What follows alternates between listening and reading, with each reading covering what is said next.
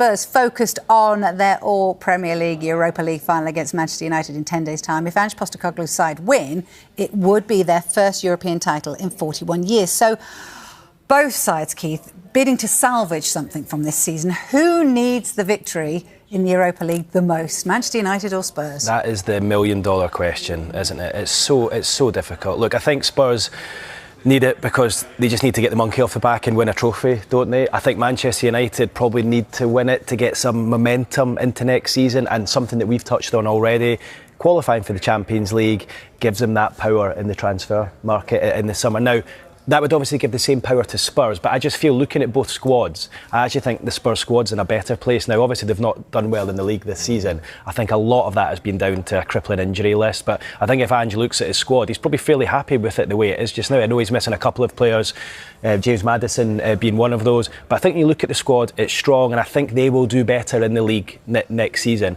I think Manchester United needs an absolute overhaul in the summer, so they need Champions League to allow them to attract top level players, but then Spurs need to win it just to win a trophy. Honestly, I can't answer.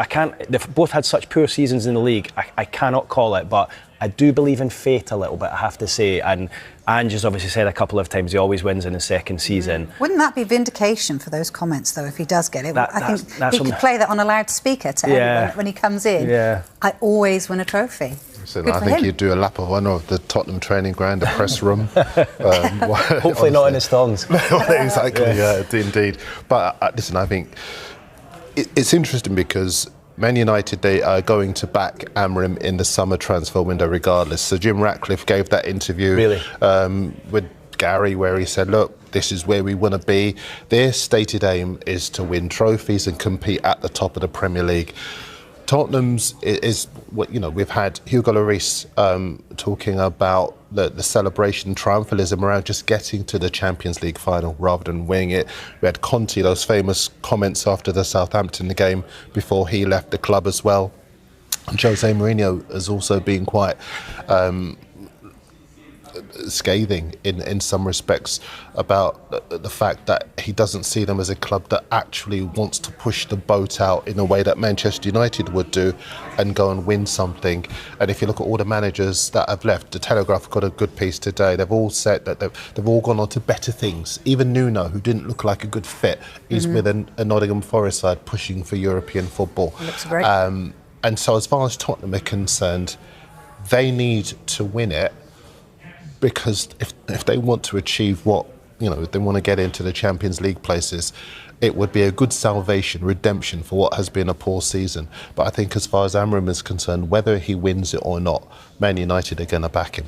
OK, it's interesting, isn't it? Because, you know, we heard from Ange this week, and he did get a little bit spiky with journalists that kind of compared the domestic season between themselves and Manchester United.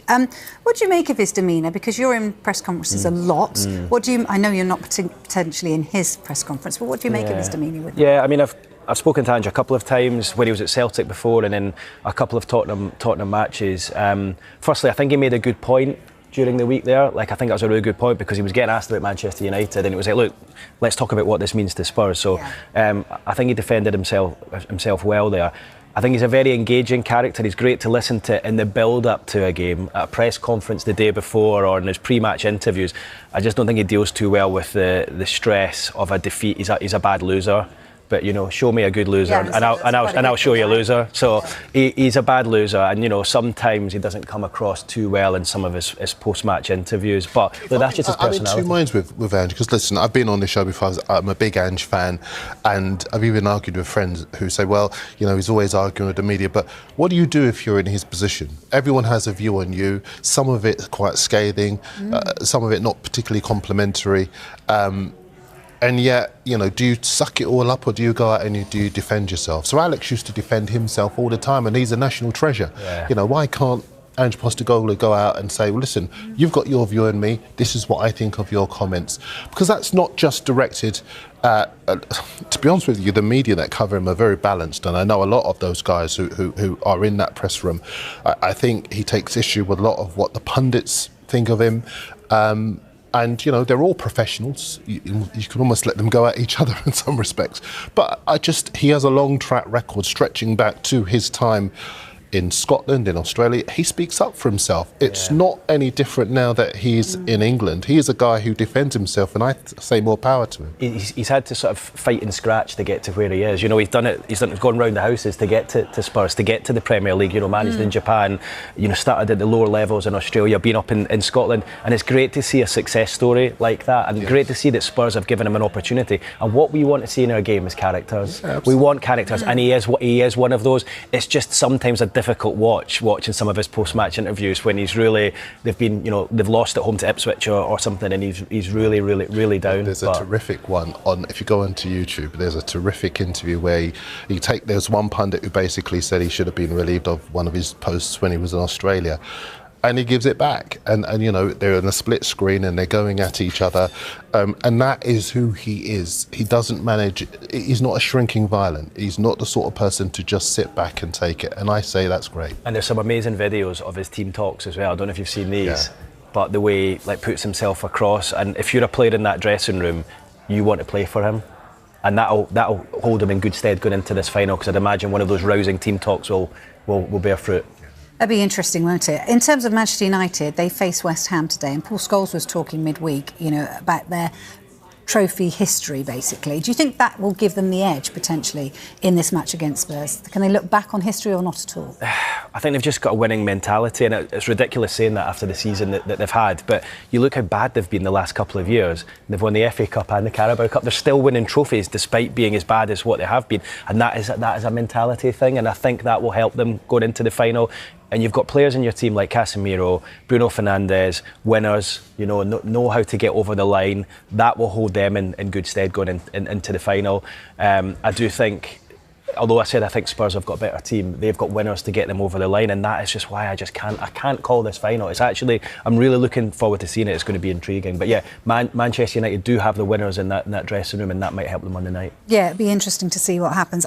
You were talking about attracting players. I think one player who's going to benefit potentially if they do get the win and get the Champions League football is Casemiro. 25% raise he gets automatically just for him if they get Champions League football. If you've got his agent's number, please pass it on, because I know. He's done a terrific... But arguably he's done the job in order to get them there as well. But I'm guessing, you know, they might be thinking, hang on a minute, well, then we've got somebody on their books that, you know, warrants a huge salary again. Well, yeah, and for where Amorim wants to go, you do want winners, either in the team squad or on the backroom staff side. There might well be a future for him, but if that money goes up, that's a problem. It's a weird problem, isn't it? Because they'll be in the Champions League and he will have helped them, but they've got another huge player who is not getting any younger, who is getting a huge amount of wages. So that's going to be a difficult one to wrestle with, and it's symptomatic of the problem they have at Manchester United. When you ask about who needs it not more, Man United need it massively, because otherwise they are stuck with a huge squad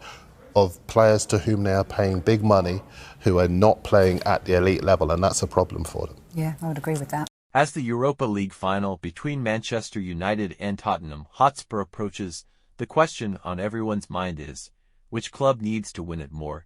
Football pundits Keith Downey and Darren Lewis sat down to dissect the high-stakes clash, and the implications stretch far beyond silverware.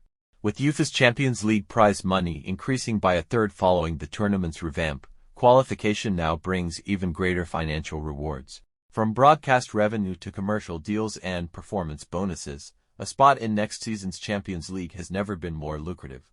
England has already secured 6 places in next season's competition thanks to a boosted coefficient score. That means both finalists are still battling for one golden ticket, a guaranteed Champions League spot via winning the Europa League.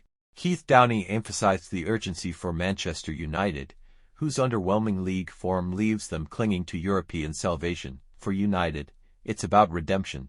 Amorim needs a statement win, and the board will expect Champions League revenue after a difficult domestic season.